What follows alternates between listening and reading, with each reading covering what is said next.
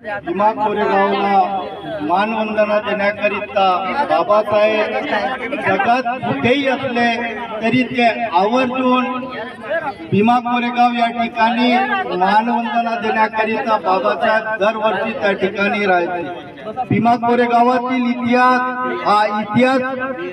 हा 500 महार सैनिकांचा इतिहास आहे, ज्यांनी 28,000 पेशव्यांना निस्तनाबूत करून संपवलं आणि आमच्या गड्यामध्ये असलेले गाडगे, पाठीला कमरेला असलेला झाडू त्यापासून या समाजाला मुक्त केलं त्या पेशवाईच्या राज्यातून। असा हा इतिहास, ज्या इतिहासाची नोंद इंग्रजांनी सुद्धा घेतली आणि विजयस्तंभाची निर्मिती केली आणि त्या विजयस्तंभाला मानवंदना देण्याकरिता आमचा हा समाज 1818 पासून सतत त्या ठिकाणी जाऊन मानवंदना देण्याचा उपक्रम हा राबवत आहे। आणि या उपक्रमाला गेल्या 2 वर्षापासून मयूर मेश्राम आणि त्यांचे सहकारी पायी ही मशाल घेऊन 650 किलोमीटर हे धावतात। रात्र दिवस ते धावून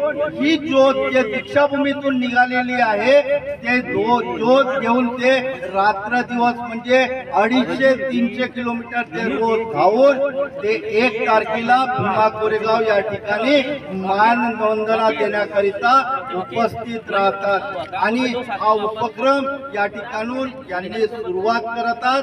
आपण सगळे त्यांचा सहकार्याकरिता, त्यांना प्रोत्साहित करण्याकरिता या ठिकाणी आपण आवर्जून आलोय।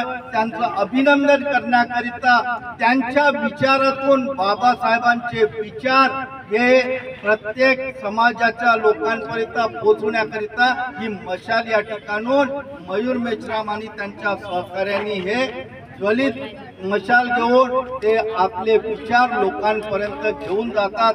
रस्त्यामध्ये ज्या ज्या ठिकाणी जो समाज ज्या वस्तीमध्ये राहते त्यांच्यापर्यंत ते संदेश सुद्धा पोचवत आहे।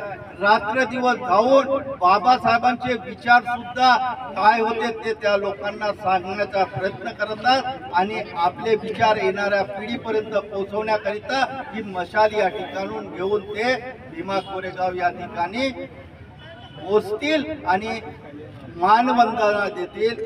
या मशालला या ठिकाणून अवघ्या काही मिनिटातच ते सुरुवात होत आहे। सगळ्यांना जय भीम, नमो बुद्धाय।